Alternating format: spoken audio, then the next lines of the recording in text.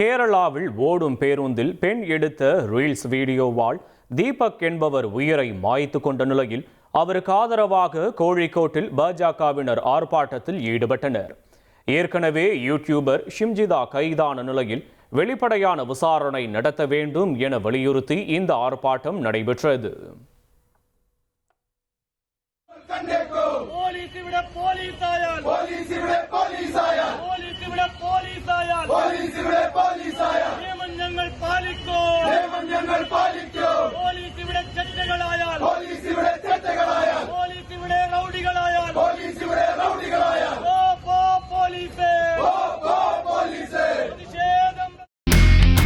இனி செல்லும் இடமெல்லாம் செய்தி.